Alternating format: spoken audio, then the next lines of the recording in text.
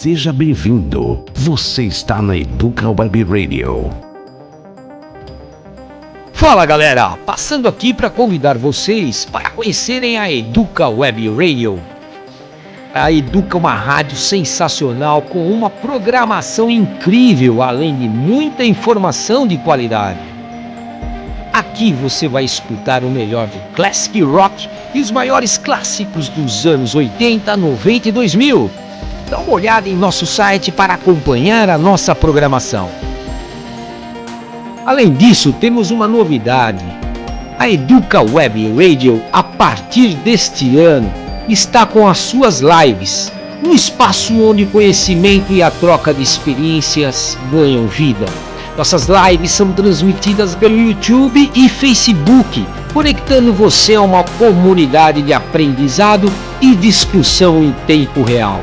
Aqui reunimos profissionais renomados do mercado e professores especialistas para discutir temas atuais, responder suas dúvidas e compartilhar insights valiosos. Para poder acompanhar as lives, siga os nossos canais e ative o sininho para receber as notificações. Para escutar a Educa, você pode baixar o nosso app na loja Play Store ou através do nosso site educawebradio.com.br. E se você tiver uma Alexa, basta dizer: Alexa, tocar Educa Web Rádio. Bem-vindo à Educa Web Rádio. Vem pra Educa.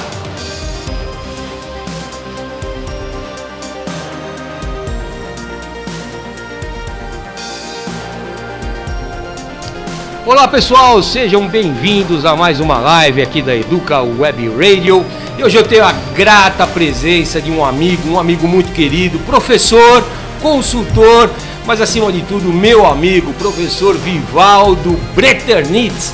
Vivaldo, seja muito bem-vindo à Educa. Para nós é uma honra tê-lo conosco, para a gente poder falar um pouquinho sobre esse assunto que é tão importante e um assunto que tomou uma desenvoltura nos últimos tempos, que é algo espetacular. Sem dúvida, Fulvio, o prazer e a honra de estar aqui são todos meus, tá? Fico muito feliz de estar conversando com você e com os nossos amigos da Educa. Fico à sua disposição. Muito obrigado. Pessoal, antes da gente efetivamente começar, deixa eu apresentar o professor Vivaldo para vocês. Vamos lá? Professor Vivaldo José Bretternitz. O professor Vivaldo José, pessoal, ele trabalha na área desde 1970. Perfeito. Né? Ele é professor, consultor, ele é doutor em ciências pela FEA USP, ele é diretor do Fórum Brasileiro de Internet das Coisas e membro da congregação da Faculdade de Medicina de Jundiaí. Professor Vivaldo ainda, ele publica e escreve para diversos canais, para nós aqui da Educa Web Radio, para o jornal Empresas e Negócios, aí você me fala se é jornal ou revista, Vivaldo, Medicina S.A. É uma revista. Revista Medicina S.A. Aí tem o Ecodebate. Ecodebate é um portal do Rio de Janeiro voltado a assuntos ligados ao meio ambiente. Que legal. Além disso, ele é presidente, governador assistente, chairman de programa de intercâmbio do Rotary Clube de Jundiaí. Exatamente, eu fui presidente 2 vezes, nesse momento eu sou apenas um membro do clube. Ah, que legal. Mas eu tenho muito tempo nessa ONG Rotary, é algo que nos dá muito prazer, a gente trabalha muito pela comunidade. Que legal. Sob o âmbito do Rotary. Que bacana. E pessoal, o professor Vivaldo, né, como eu disse, ele trabalha com a área de TI desde os anos 70, né? Então ele passou por todas as mudanças, né, que vocês possam imaginar em termos de tecnologia da informação. E hoje o nosso assunto é falar um pouquinho mais sobre inteligência artificial generativa, né, Vivaldo? Que de fato é uma vertente de IA. Exatamente, né? É uma das espécies, um dos tipos de inteligência artificial. Perfeito. Que usa, né, modelos avançados para criar novos conteúdos, como textos, imagens, músicas, códigos e até mesmo os vídeos, né? Exatamente, sem dúvida. E de fato, né, Vivaldo, a IA ela tem se tornado uma ferramenta poderosa, né, para as empresas, para nós, né, para os profissionais, para a sociedade de uma forma geral, né? Mas eu entendo, depois você me corrija se eu estiver errado, que, no entanto, né, junto com essas inúmeras possibilidades, surgem diversos desafios. Eu diria, além de desafios, são diversos perigos, né? É uma ferramenta maravilhosa, pode trazer muita coisa boa para a sociedade, mas também pode trazer coisa muito ruim, e a gente precisa, enquanto membro dessa sociedade, enquanto professor, estar atento à evolução desse tipo de coisa. Perfeito, perfeito. Vivaldo, vamos começar. Deixa eu te fazer a primeira pergunta, né, que até é importante para quem estiver nos assistindo, nos ouvindo, enfim, né, saber o que é uma inteligência artificial generativa, Vivaldo? Em termos muito simples, nós podemos entender a inteligência artificial generativa como um software, um grande aplicativo. E esse grande aplicativo, trabalhando em cima de um banco de dados, vai, como disse o Fúvio, nos trazer respostas a indagações que nós fazemos, vai construir coisas, como, por exemplo, um poema, um programa de computador, vai poder fazer traduções, vai criar vídeos, enfim, um universo infindável de possibilidades. Em resumo, um software muito sofisticado, muito grande, muito complexo, que trabalha em cima de uma base de dados, de um banco de dados. Perfeito, perfeito. E quais são o que tem no mercado disponível para nós, Vivaldo? Veja, já existem dezenas de inteligências artificiais. Eu queria fazer uma observação aqui, Fúvio. Eu não vou me preocupar muito com a precisão técnica dos termos, perfeito, com a terminologia. Eu vou procurar usar os termos que a sociedade vem usando como um todo, sem descer aquelas preocupações que os especialistas em tecnologias têm. Então existem muitas inteligências artificiais generativas. As mais comuns, o primeiro delas foi o ChatGPT. Tem o Copilot da Microsoft, tem o Gemini, ou Gemini, como muitos chamam, que é do Google, tem o Grok, que foi lançado agora pelo Elon Musk, tem o DeepSeek, que acabou de chegar também ao mercado, é uma ferramenta chinesa. Esses são os mais comuns entre a comunidade de estudantes, de profissionais que utiliza essas ferramentas. Evidentemente, se você conversar com um profissional de computação, ele vai te citar dezenas de outras. E tem alguma diferença entre elas? Porque no fundo, pelo menos na minha percepção de leigo do assunto, Vivaldo, é que é tudo muito semelhante, né? Eu acredito que o ChatGPT ele é o mais utilizado porque ele foi o primeiro, vamos falar assim, né? A sair, assim, a ser lançado no mercado, né? Então as pessoas começaram a conhecê-lo e se firmaram nele. Mas existe alguma mudança, alguma diferença entre essas? Eles são muito parecidos, né? Até onde a gente pode enxergar no momento, tudo isso é uma coisa muito nova, né? O ChatGPT chegou ao mercado em novembro de 22, os outros depois.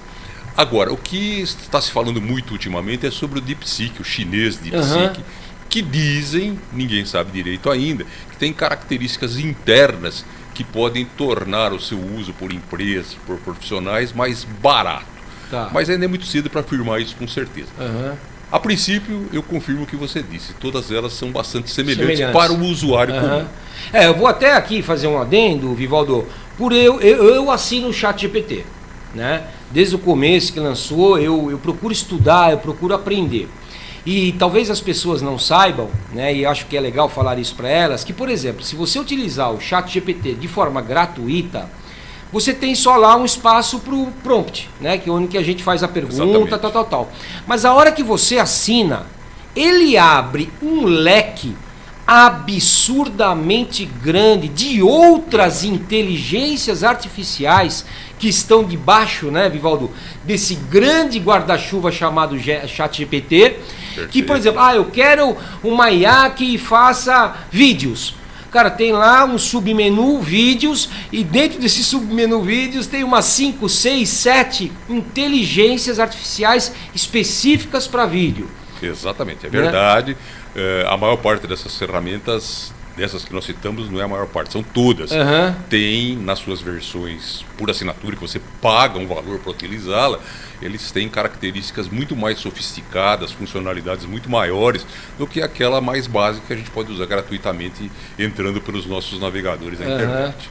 Isso é uma verdade. Isso é verdade. E, Vivaldo, a gente escuta muito falar sobre prompt, né? Talvez as pessoas não saibam o que é prompt. Então, por favor, o que é um prompt dentro da inteligência artificial, né? Por que ele existe? Para que ele serve? Né? Como que a gente faz? Enfim, dá uma aula para a gente aqui, Vivaldo. Exato. Um prompt, a expressão prompt é usada em computação há muito tempo, desde antes de ter inteligência artificial.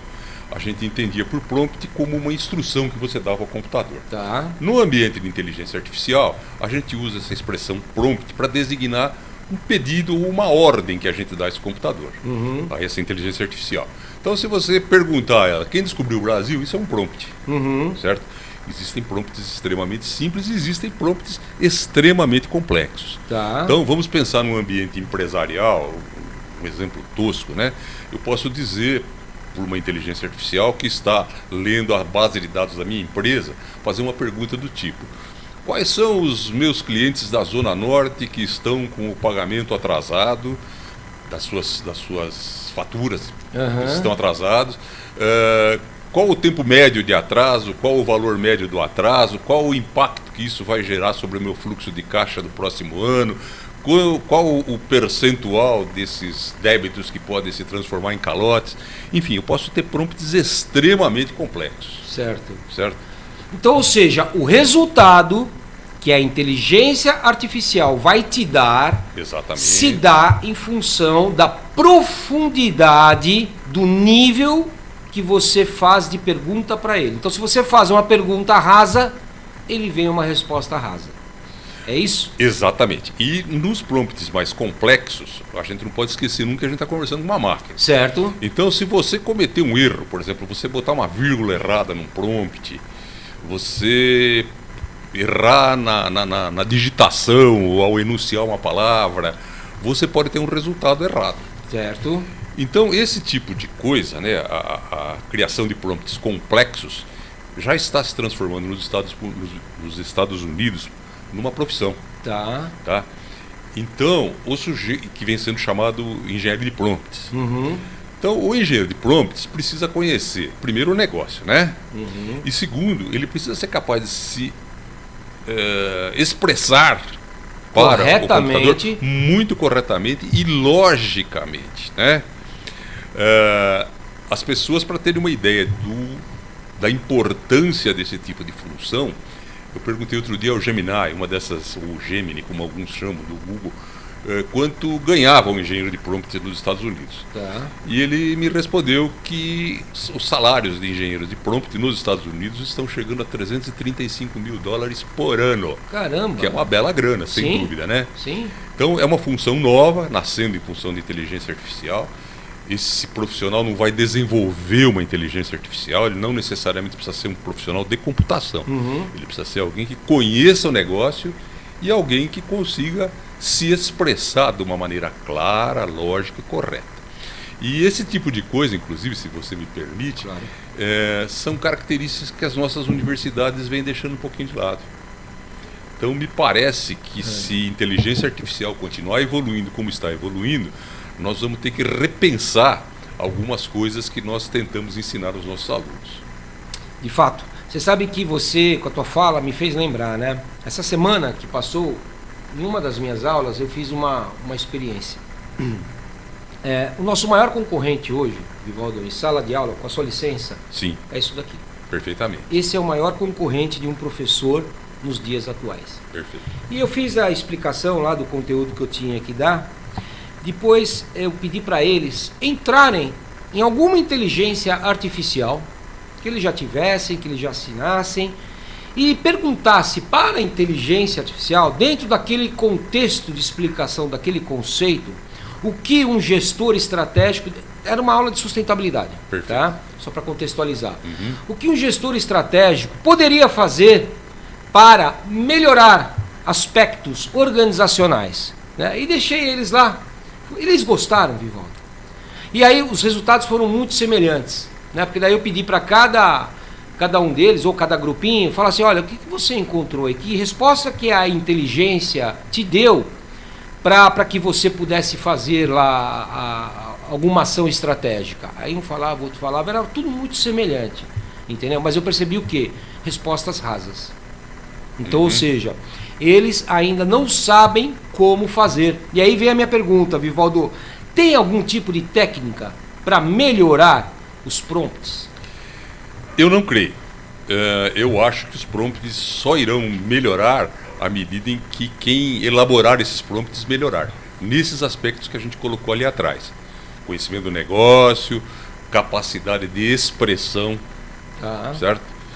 Não existe mágica aí não, tá? Não tem mágica, né? Não tem. Eu pelo menos desconheço, Tá. certo? Você acha que em algum momento a inteligência artificial ela pode desenvolver esse prompt?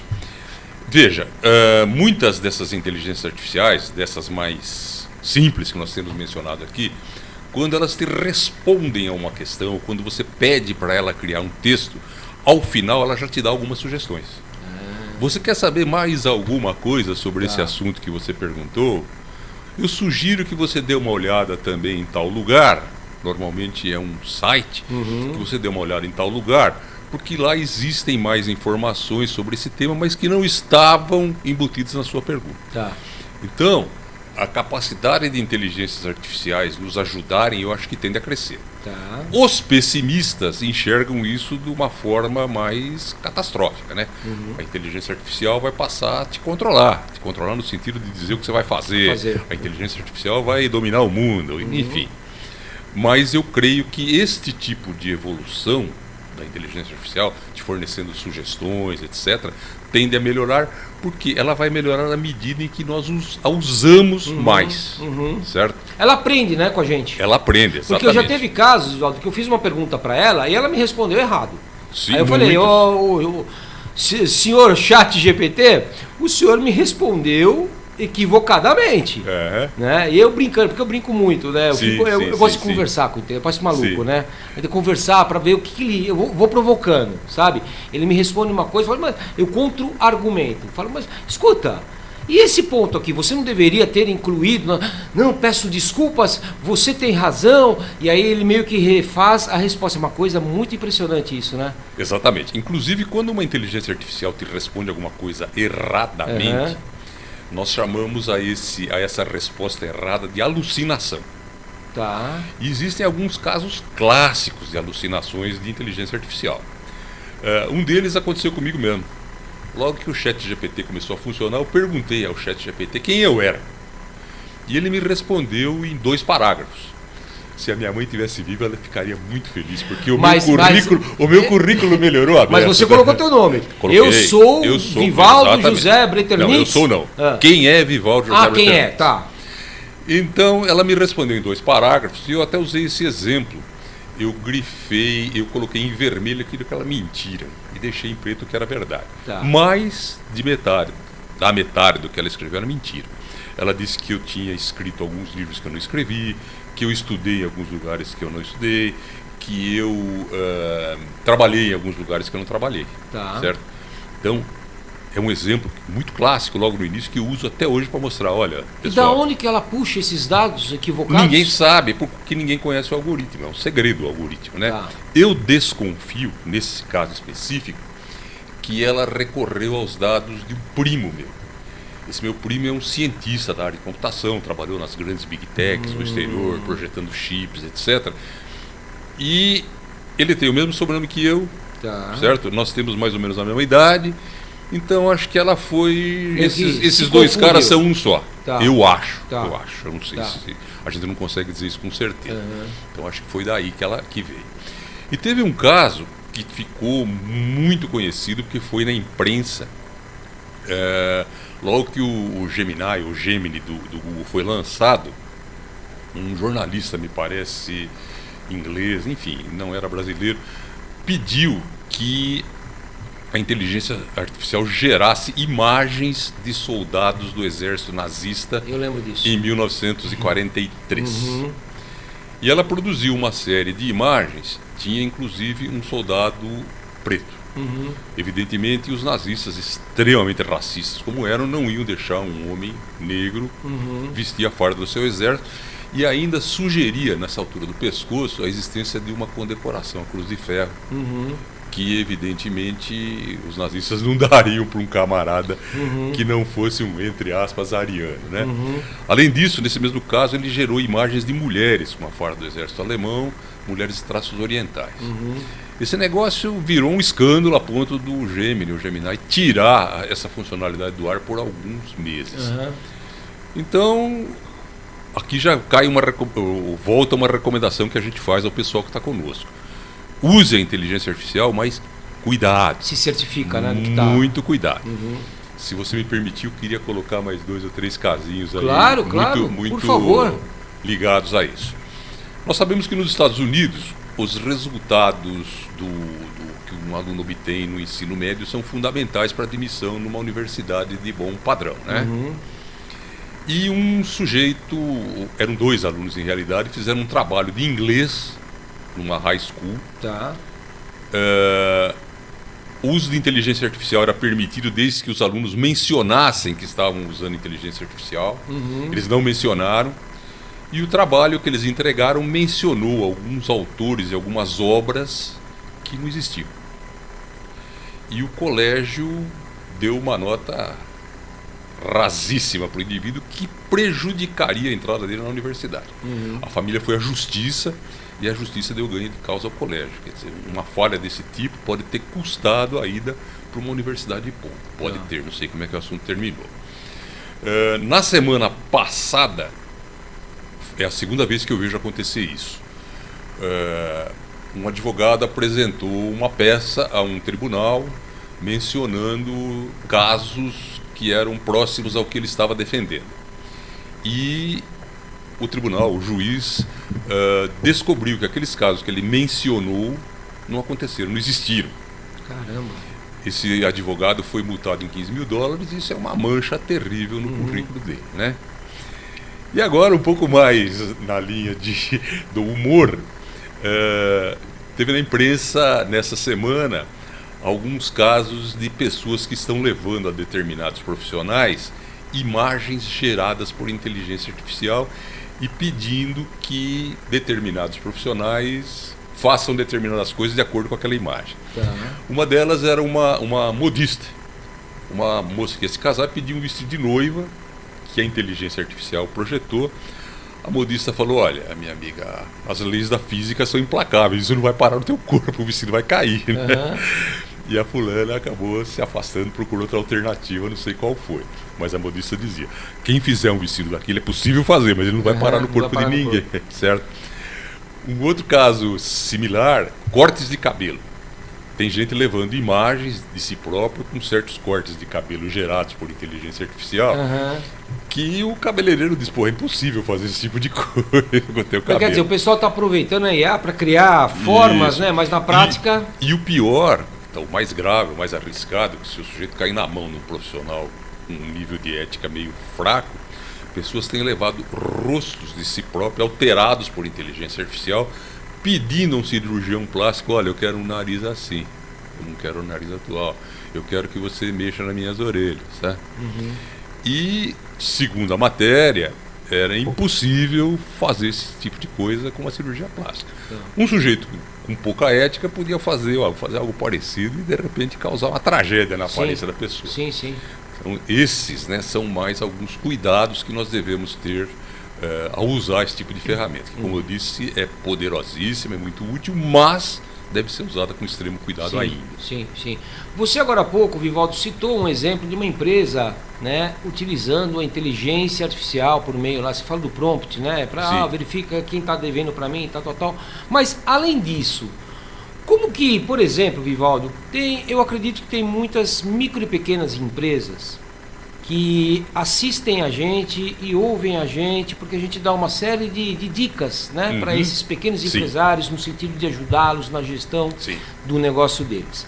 Quando a gente fala de empresas de grande porte, multinacionais, a gente sabe que eles têm lá áreas totalmente estruturadas, com profissionais altamente competentes para trabalhar questões de inteligência artificiais e outras. Mas pegamos o caso de micro e pequenas empresas, onde que geralmente, né, Vivaldo, o pequeno empresário, cara, é ele sozinho. É ele ou um sócio. É o empresário. Caramba. Ele sofre a falta, ele cobra a falta, ele vai pro gol defender, lança a bola. Exato. Quer dizer, ele está envolvido com uma série de questões operacionais todos os dias, né? E ele não tem uma área estruturada de TI, né? Male talvez ele tenha a ajuda de algum amigo que possa dar uma Sim. orientação.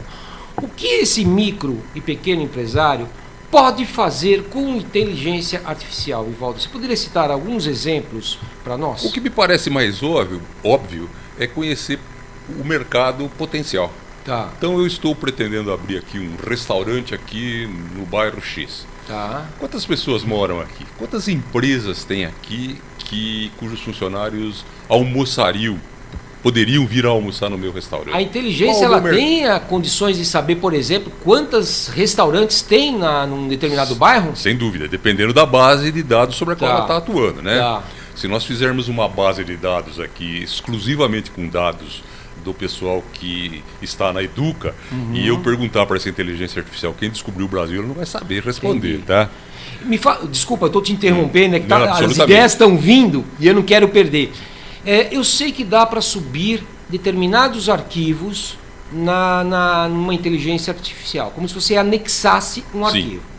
Se eu pegar, por exemplo, uma base de dados do IBGE, ok? Sim, perfeito. Com dados sociodemográficos, subo e faço uma pergunta para ela. Ela tem condições de analisar aquela base de dados e me trazer Sem alguma dúvida. informação? Isso você não precisa nem subir, já está por aí, tá? Eu acredito que se você entrar numa dessas inteligências que nós perguntamos, ela consegue trazer esses dados. Agora, por exemplo, existe aqui em São Paulo o SEAD, né? Que é um serviço de estatística. Explica para os nossos ouvintes o Isso. que é o SEAD. O SEAD é uma espécie de IBGE estadual, Tá. de uma maneira bem tosca, né? Então você pode ter números diferentes para a mesma informação, né? Você perguntar qual o número de habitantes da cidade de São Paulo, o SEAD pode responder um, o IBGE é outro. Tá. Então, essas informações dessas grandes bases de dados já podem ser acessadas sem que haja necessidade de carregar, Tá. certo? Por essas inteligências comuns que nós mencionamos aqui atrás. Que legal, que Certo. legal, que legal. Agora, Vivaldo, a gente está falando de empresas, né?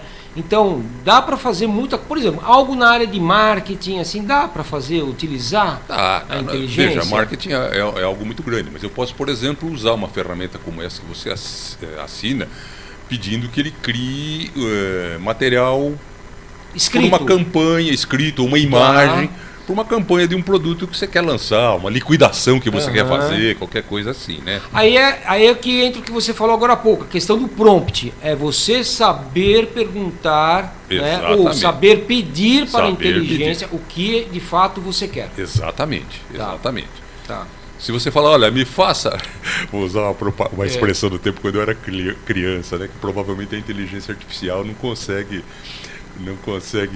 saber o que é, né? Se falava, olha, a empresa tal está fazendo um reclame no rádio, né? Reclame, gente. Então, se você sabe? escrever lá para a inteligência artificial, faça um reclame do meu restaurante, é capaz dela não saber responder. Não, né? talvez ela interprete como algum tipo de reclamação. Queixa, exatamente. Né? Alguma exatamente, queixa, exatamente. né? Aí ela vai falar mal da tua empresa. Exatamente. Né? Ela mesma. Ah, meu Deus do céu. Vivaldo, e quais são as possíveis preocupações que as empresas têm de inteligências artificiais? Há alguma? Há muitas. Além dessas que a gente colocou inicialmente de alucinações, né? Existem preocupações, por exemplo, com funcionários carregando dados sigilosos da empresa em inteligência artificiais. Para poder fazer algum tipo de análise. Para fazer um tipo de análise. Agora, desculpa te interromper, ó, eu sou chato, hein? Não, claro. Eu sei, Vivaldo, que você consegue, por exemplo, eu vou falar do ChatGPT, que é o que eu uso. Você pode ir lá, criar novo projeto. Sim. Tá? É um projeto teu. Sim. Então, eu não sei se eu estou errado. Quando você cria um novo projeto, ou seja, você abre uma pastinha tua lá no ChatGPT e você incorpora alguns arquivos que você quer que ele analise. Aquilo está indo para a rede ou fica só entre vocês?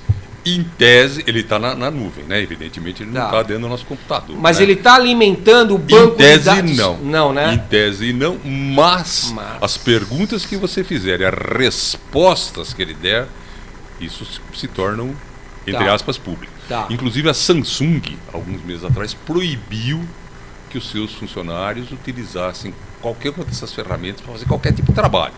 Evidentemente não foram todos os funcionários, ela deve ter reunido um grupo de elite, treinado, preparado, etc., para usar a ferramenta. Mas os funcionários comuns foram proibidos de usar essa ferramenta. Da mesma forma, as Forças Armadas americanas estão tomando cuidados nessa área. E a gente, às vezes, não se preocupa com determinadas coisas, né? Existe um aplicativo de condicionamento físico, se eu não me engano, o nome dele é Strava, é algo assim? Não sei. Sei lá, eu não tenho Sinceramente, certeza. não É sei. algo assim, como o Strava. Então, normalmente, isso roda num relógio inteligente, no smartwatch, vai para a nuvem, etc. Tá. Então, o sujeito estava lá numa base militar e fala, bom, agora eu vou sair, vou dar uma corrida e vou informar aqui que eu vou correr, ver quanto eu corri, quantas calorias eu queimei, etc. E, de repente, os militares perceberam, pô, o cara está mostrando de onde ele sai, para onde ele volta, quanto tempo demora. Quer Na dizer, mão do inimigo. alguém analisando aqueles dados pode obter conclusões muito perigosas. Isso não é inteligência artificial, mas é um exemplo de como dados informados a uma inteligência artificial podem gerar problemas, né? Então, os problemas normalmente são alucinações, são de segurança de dados, são de preparo do pessoal que vai utilizar esse tipo de ferramenta. De repente, o sujeito faz lá um prompt mal feito, obtém um resultado ruim e aplica isso no dia a dia da empresa com resultados que não são tão bons assim, né? Então, os grandes problemas são esses. Existe também, agora, indo um pouco além de segurança, né, um hype em torno de inteligência artificial. Tá. O que é um hype? É um entusiasmo. Todo mundo fala nisso e tem muito empresário que fala, pô, achei a solução para todos os meus problemas. Vou contratar um projeto de inteligência artificial. E no final das contas pode estar jogando dinheiro pela janela. Eu estou ajudando um pessoal de uma faculdade, de uma grande universidade pública aqui, a desenvolver um projeto que é mais ou menos o seguinte: todos os trabalhos apresentados a um determinado evento que essa universidade promove anualmente já há bastante tempo, essa faculdade, né, pretende criar uma base de dados e permitir que uma inteligência artificial acesse. Tá. Então o sujeito vai lá, quem escreveu aí sobre web radio? Quais são as que existem? Quais são os caras que escreveram sobre fábricas de tecidos, né? Bem, e essa universidade procurou uma empresa, entre aspas, que se propôs a fazer isso e que disse a eles o seguinte: olha, cada pessoa que vai consultar essa inteligência artificial tem que pagar uma taxa de uns R$20. Pô, eu não vou pagar para consultar o ChatGPT uma pergunta do tipo: quem descobriu o Brasil, que dia nasceu Dom Pedro II, tá? Quer dizer, eles estavam propondo para essa faculdade um modelo, um negócio totalmente equivocado. Uma monetização, né? Mas totalmente equivocada, né? Pois é. Então, e outra, quem que vai se sujeitar a pagar, né, Vivaldo? Vamos convenhar. Não, até pagar, por exemplo, eu vou assinar um ChatGPT, uma versão profissional perfeita. Mas não para agora, acessar para fazer uma base consulta, de dados, pois e com tanta base de dados, né, públicas, gratuitas que existe no Brasil e no mundo, né, Vivaldo? Isso é resultado da hype. Tá. Certo? Existem dois casos que me chamaram muito a atenção sobre esse tema, né? O CEO, né, o Chief Operating Officer do ChatGPT, falou: olha, nós estamos cansados, a expressão não foi essa, mas queria dizer algo assim, de receber aqui empresas dizendo: olha, eu quero contratar vocês para resolver todos os meus problemas muito depressa.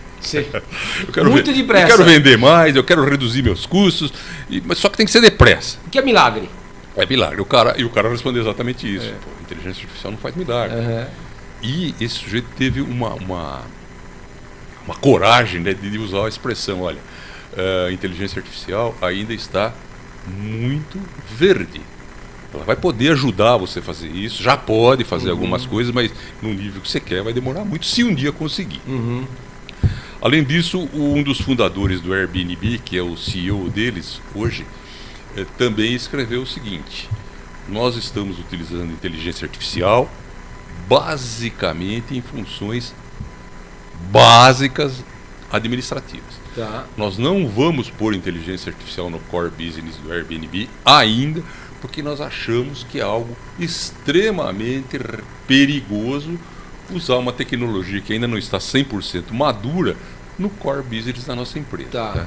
Mas ele especificou o perigoso? Qual que é o grande medo dele, o receio O dele? perigoso dele é que ele comece a encaminhar clientes para alojamento, para imóveis que o sujeito não quer. Entendi. Abrir Indicações aspectos de segurança, equivocadas. Indicações equivocadas. Ou até etc. mesmo para concorrente. Concorrentes, vazar informações, né? Pois é. Então é uma atitude de cautela que eu acho que todos os empresários de todos os portes devem tomar. Uhum. E a gente vem vendo algumas empresas que estão tendo uma abordagem muito saudável, na minha opinião. Existe uma grande empresa aqui no Brasil chamada Jacto. Jacto? Jacto é um dos maiores fabricantes, se não for o maior fabricante de máquinas agrícolas do Brasil. Tá. E eles fabricam máquinas muito grandes, muito sofisticadas, certo? Tem uma máquina que é usada para pulverização, etc., como se fosse um mega trator, tem uns 3, 4 metros de altura, uns 3 de largura, ele abre as asas, ele fica com 30 metros de envergadura, é um negócio gigante. E eles estavam desenvolvendo uma inteligência artificial, uma aplicação de inteligência artificial, segundo eles têm uma área de pesquisa muito sólida, com gente que vem da universidade. Então eles estão desenvolvendo uma aplicação de inteligência artificial para aprenderem a usar. Então a ideia básica é a seguinte, né? Eles iam jogar nessa inteligência artificial os manuais das máquinas que eles produzem. Tá. Então, por exemplo, eu tenho uma máquina dessa lá em Santana de Livramento, no Rio Grande do Sul, e queimou a lâmpada do farol da máquina.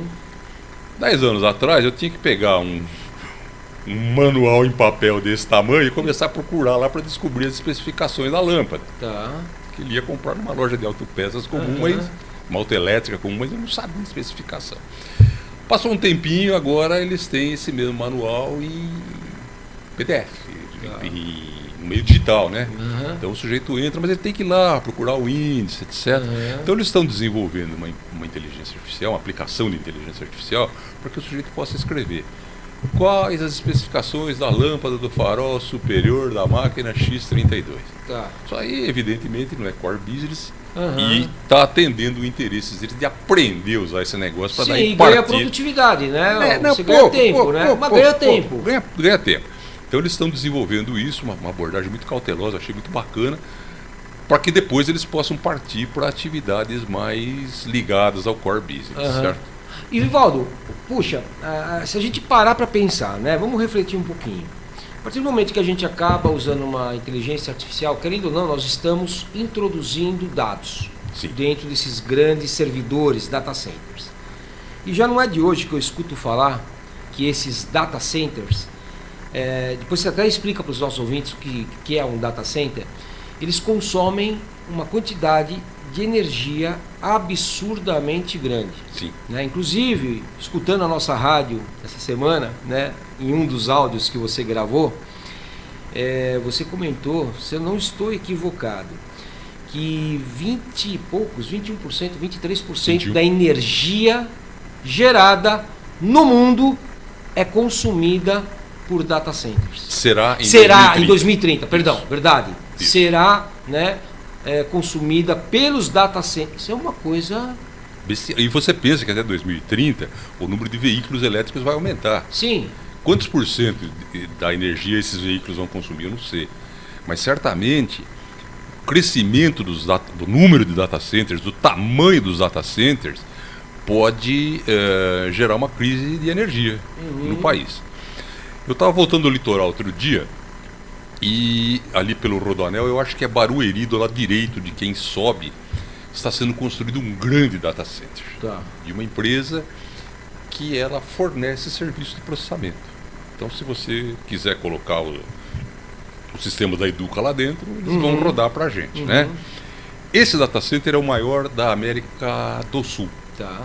E ele vai consumir uma quantidade de energia, quando ele estiver operando totalmente, equivalente a uma cidade com 120 mil habitantes. Deus, pai. Então imagine que crise de energia que nós poderemos vir a enfrentar com o crescimento do número desses data centers. Agora, Vivaldo, o movimento de energia limpa, que está acontecendo no Brasil, e de fato tá, né? As fazendas solares, né? Com sistemas de placas, né? Fotovoltaicas, isso não pode ser uma saída? Eu acho que pode ser uma saída, mas eu não sei se é a saída, tá? Até aqui no Brasil, eu acho que nós, enquanto sociedades, devemos ficar especialmente alertas. Por quê? Porque a energia que nós consumimos aqui no Brasil, boa parte dela é limpa. Tá. Nas nossas residências, nas nossas fábricas, etc. Boa parte dela é limpa. Deixa eu só fazer um esclarecimento, que esse assunto eu entendo um pouquinho, só para os nossos ouvintes. Gente, quando o professor Vivaldo fala de energia limpa, ele quer dizer que é uma energia que ela é gerada, né, por um sistema limpo. Por exemplo, né, o hidro. O hidro, certo? Uma usina hidroelétrica, né, onde a energia ela é gerada pelo movimento das águas, né, uma energia limpa. E, vamos depois dar uma dica para os nossos ouvintes? Bandeira vermelha, vocês sabem o que é, depois o Vivaldo explica. Se ele não souber, eu explico. Mas vamos lá. Bem, então a energia, a maior parte da energia que nós consumimos aqui no Brasil é limpa. Ela vem de energia hidrelétrica, eólica, gerada pelo vento, gerada pelo sol.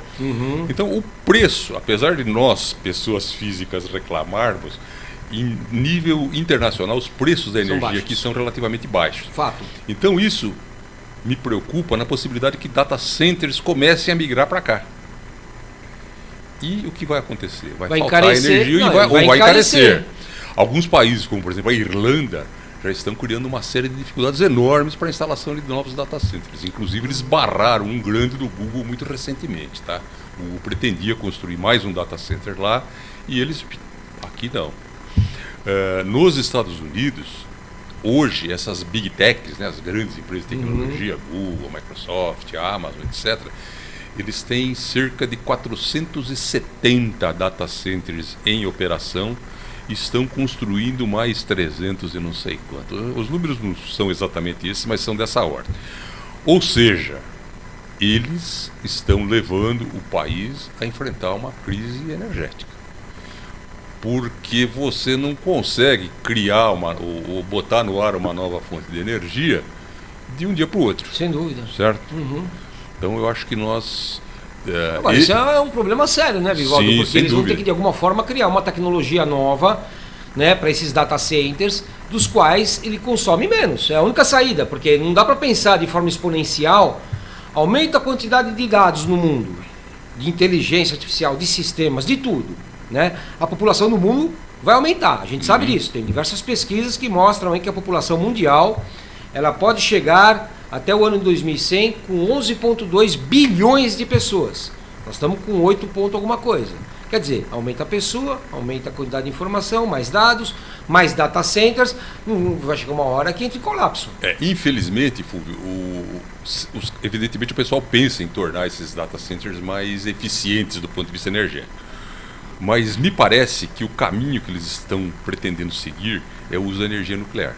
Tá. Inclusive aquela usina 3 Mile Island, que nos Estados Unidos deu um problema seríssimo alguns anos atrás, Chernobyl na antiga União Soviética, estão pensando em colocar, no caso específico 3 Mile Island, colocar em operação novamente. Tá. Eu não sei, a gente tem um certo medo quando ouve falar em energia nuclear. Eu não sei se isso é uma saída segura para a humanidade. Tá? Eu não sou dessa área, eu não posso dizer bom ou é ruim. Até o ponto que eu sei, Vivaldo, a energia nuclear é uma energia limpa, porque é fusão, né, de átomos, de elétrons, que gera energia. Né? Agora, o problema é quando tem um acidente. Fukushima no Japão, né? Entendeu? Enquanto está tudo bem. O problema é se tem um superaquecimento em um dos reatores nucleares e há um rompimento e vaza a radiação. Aí acontece o que aconteceu lá em Chernobyl. Exatamente. Né? Para quem não conhece, gente, pesquisa aí sobre Chernobyl. Foi na década de 80? Eu creio que sim. Eu não me lembro agora. Eu creio que sim. Né? Que ainda hoje é uma cidade fantasma. Inclusive, o pessoal que pesquisa na área já descobriu que plantas e animais que vivem na área apresentaram mudanças genéticas. Olha, que é um negócio perigoso. Sim. E um negócio que ninguém fala também, né? Existem muitos navios, eu creio que são cerca de 200 entre navios de superfície e submarinos que são movidos a energia nuclear. O Brasil, inclusive, está tentando construir um, né?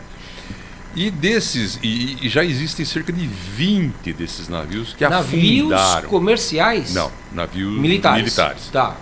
Navios militares, normalmente porta-aviões, submarinos. E tem cerca de 20, algo assim, que afundaram em função de acidentes. É a hora que O que, aquilo que vai romper. acontecer quando aquele troço Pois romper? Pois é, Certo? precisa ver como que eles blindaram aquilo, né? Não se sabe, né? Esperamos que tenham feito... Eu não sei se você se lembra, dos nossos ouvintes certamente não, porque faz, acho que uns 30 anos que aconteceu isso. Um avião militar americano carregava uma bomba atômica, a bomba caiu no mar, escapou do avião de alguma forma, nas costas da Espanha. Você está falando, não me é estranho, eu não me recordo, mas não Sim. me é estranho. Eles conseguiram resgatar, Sim, não foi? sim, sim. A bomba caiu no mar, afundou, não explodiu nada. Mas eles montaram uma operação gigantesca para recuperar resgatar. aquele negócio, porque talvez a bomba fosse menos blindada do que o submarino. Meu Deus do céu. Mas são energia nuclear, de novo, eu sou leigo nessa área, tem riscos que a gente não, eu pelo menos não conheço direito. Não dá para saber, né? Mas me parece que os data centers estão buscando energia, não através da racionalização, mas sim da utilização da energia nuclear. Perfeito, perfeito. Vivaldo, agora há pouco você estava falando, né, do entusiasmo das pessoas, das empresas em utilizar a inteligência artificial. Tem até uma terminologia que você usa, que é o Silver Bullet, Silver né, a bala de prata, Bala. como se fosse o milagre, a solução milagrosa, né? Mas a gente sabe que de fato isso não tem como saber. Sim. Tem alguma dica que você possa dar para as pessoas, pelo menos para elas refletirem, né? Para elas não criarem muita expectativa e ter mais o pé no chão? Sim, sim. O que a expressão silver bullet é um negócio muito engraçado, é uma bala de prata, né? Existe uma... Eu achava que só se dizia isso no Brasil, mais especificamente em Minas Gerais, mas nos Estados Unidos também existe isso. Uma bala de prata dizem que é o único jeito de você matar um lobisomem. Né? É verdade. Não é o Drácula? Não é o vampiro? Não. Ah, não, o vampiro é a estaca. Era o lobisomem. lobisomem. Então, no mundo de tecnologia da informação, passou a se usar essa expressão silver bullet, ou bala de prata, como aquela solução que resolve qualquer coisa. Tá. Né? Alguns anos atrás, quando começaram a aparecer os ERPs, né? O SAP, falou, isso aí vai resolver todos os problemas da empresa, né? Não é bem assim, não. Não é bem assim, é bem diferente. Todos nós que vivemos isso sabemos que não é bem assim. Então, muita gente tende ou tenta, o mundo está cheio de vigaristas, né? Sim. Tenta vender soluções que seriam silver bullets para resolver todos os problemas, dizendo, olha, inteligência artificial, eu resolvo tudo que você quer, certo? Então, o que a gente recomenda é cuidado, mantenha-se atualizado, cuidado com os seus fornecedores de serviço. Não cai numa conversa fiada, né? Exatamente. Não sai acreditando. Ninguém faz milagre, Pois é, ninguém não sai faz milagre, acreditando, porque certo? não é bem assim. Agora, Outra, já que a pessoa de repente quer vender, né, Vivaldo, só para dar uma dica, né? Se alguém quiser te oferecer um sistema milagroso, fala para ela te mostrar algo que ela já fez em outra empresa, exatamente. né? Então faz, ó, me leva numa empresa que você já fez o milagre, que eu quero conversar com eles, né? Vamos ver se isso existe eu mesmo, já fiz né? esse tipo de pergunta muitas vezes e já ouvi várias vezes a mesma resposta. Não, o cara é seu concorrente, ele não vai falar com você.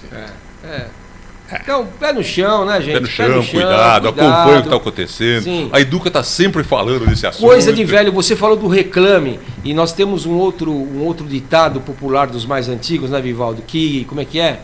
É canja de galinha... Cautela e canja de galinha. Cautela e canja de galinha não faz mal para ninguém. Exatamente, não é? exatamente, É isso aí. exatamente. Vivaldo, vamos falar um pouquinho de previsões do futuro? Perfeito. Da IA generativa. O que você tem aí de pesquisa, de dados que você possa nos trazer? Eu tenho, eu não sei, pelo tom da nossa conversa, pelo que eu tenho escrito ultimamente, eu acho que eu tenho às vezes sido pessimista demais, né? Naquela linha, ó, cuidado pessoal, isso aí é uma tremenda ferramenta, mas precisa tomar cuidado, né? Mas o mercado é otimista. Existem previsões confiáveis de empresas de estudo de mercado, normalmente americanas, que estão dizendo aí que ainda por volta de 2032 Tá. o mercado de inteligência artificial vai estar ao redor de 130 bilhões de dólares, dividido entre serviços e software propriamente dito, né? Tá. Eu acho que esse é um número muito interessante e eu costumo dizer sempre, se você começa a ouvir falar de uma tecnologia nova, qualquer que seja, dá uma olhada nas expectativas de mercado para isso. Procure fontes confiáveis, né? O Gartner, por exemplo, que é uma fonte muito confiável na área de TI. Procura ver o que esses caras falam em termos de previsão para os próximos 5, 10 anos, porque se existe uma expectativa de crescimento, de faturamento, você pode embarcar com um pouco menos de insegurança nessa tecnologia. Tá. Agora, o mesmo Gartner disse no final agora de 2024 que até o final de 2025 cerca de 1/3 dos projetos de inteligência artificial generativa que estão sendo implantados vão ser abandonados, porque eles não vão conseguir dar ao cliente o que o cliente esperar. Então esse é um número um tanto quanto assustador. Sim. Eu sou otimista, mas de novo, a gente precisa de informação. A gente precisa saber o que está acontecendo, Sim. a gente precisa acompanhar o que está acontecendo sempre. De fato, de fato. Ô Vivaldo, muito se fala de computação quântica. Inclusive, poucos dias atrás, a Microsoft, não é Microsoft, quem que lançou um chip que chama Majorana? A Google, né? Majorana. Majorana. Isso. É com J, mas a pronúncia Tá. é... E eu não sou nenhum especialista nessa área, por isso que você está aqui conosco, né? Mas, ao que me parece, a computação quântica é algo que vai dar uma reviravolta absurdamente grande, em função da velocidade de processamento que Exatamente. esses chips, né, eles fazem, né, que eles oferecem. Exatamente. A grande vantagem da computação quântica é a velocidade, é absurdamente alta. Inclusive tem preocupações, né? Hoje existe Sim. uma técnica, se eu quiser adivinhar a sua Senha? senha, uma senha de Isso. 4 dígitos, eu posso começar lá com é 000, não é 001, não é 00, até que eu vou chegar lá no 9.998 E vai descobrir. isso chama-se um ataque de força bruta Aham. na área de computação. Então, as pessoas que trabalham com segurança na área de TI estão preocupadas que a computação quântica pode viabilizar esse tipo de ataque. Sem dúvida. E já existe uma série enorme de empresas, de profissionais estudando novas ferramentas de Para segurança. tentar solucionar esse problema. tentar Porque não é só a senha bancária, estamos falando muito também das criptos, Cripto, moeda. exatamente, criptomoeda, comunicações militares criptografadas, esse Isso, tipo pai. de coisa. Bom, qual é o problema hoje da computação quântica? A computação quântica não trabalha com um bit lá, sendo 0 ou 1, como são os computadores Ele convencionais. trabalha com uma variação de Ela- bit, né? Ela trabalha com variações do estado da matéria, dos Aham. elétrons, etc. E isso é muito instável. O resultado disso é o seguinte: os resultados do processamento quântico não são confiáveis. Então ele pode dizer lá 2 mais 2 são 5, ou 2 mais 2 são 3. Mas não é uma questão de ele aprender também? Será que não Não. vai ter uma inteligência artificial por trás Não sei. disso? Não sei. Então o que acontece? Esse novo chip que foi lançado é um chip que não tem objetivos comerciais. Ele não tem uma capacidade de processamento bestialmente grande. Mas ele foi projetado mais para ser uma ferramenta para tentar aumentar a segurança da computação quântica. Tá. Ele não é um produto comercial, Aham. certo? Mas a computação quântica é algo que está no horizonte e que certamente vai impactar também a área de inteligência artificial. Aham. Como, agora inclusive está se falando muito, nas próximas semanas eu vou estar em um evento de empreendedores lá de Jundiaí, o Grape Valley. Tá. Nós vamos receber um pessoal da Amazon falando de convergência em tecnologias. Ou seja, inteligência artificial, computação na nuvem, internet das coisas, computação quântica, tudo isso está se aproximando um do outro. Estão se congruindo. Exatamente, a palavra é essa. E a gente pode ter aí nos próximos anos grandes avanços em função da congruência dessas tecnologias todas. Certo? Agora a gente está falando de chips quânticos, né? Como que fica a Intel, a AMD nessa história? Eles devem estar um tanto quanto preocupados. Ou talvez eles estejam desenvolvendo uma tecnologia obviamente estão, semelhante, né, obviamente estão. E esse pessoal, tudo isso é desenvolvido embaixo de uma cortina de segredo Sim. extremamente grande. Sim, sim. Eles não falam disso. esse anúncio do Majorana aí foi, na minha opinião, uma jogada legal de marketing, falando, opa, demos um passo aqui rumo à segurança, tal. Mas detalhes disso, eles não estão. Em silêncio, silêncio total. Exatamente. Silêncio total. Ivaldo, no comecinho do nosso bate-papo, você estava falando dos tipos, né, do ChatGPT, do Gemini, DeepSeek. Sim. Existe uma concorrência, né? Está acontecendo alguma concorrência, vamos falar assim, em termos de geopolítica, entre esses grandes fabricantes de inteligência artificial, uma briga entre eles, né? E isso, com certeza, tem uma briga, né? Eles estão tentando, a todo custo, aí, um pegar uma fatia maior do mercado do que o outro, né? Mas o que isso pode ocasionar, de uma forma geral? Veja, né? a grande briga hoje é entre os Estados Unidos e a China, né?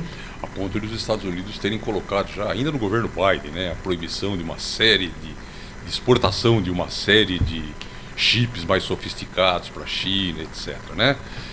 Então a briga é entre esses dois grandes players. Né? Todos os outros, Brasil, Rússia, Reino Unido e França, estão meio a reboque. Sim. Né?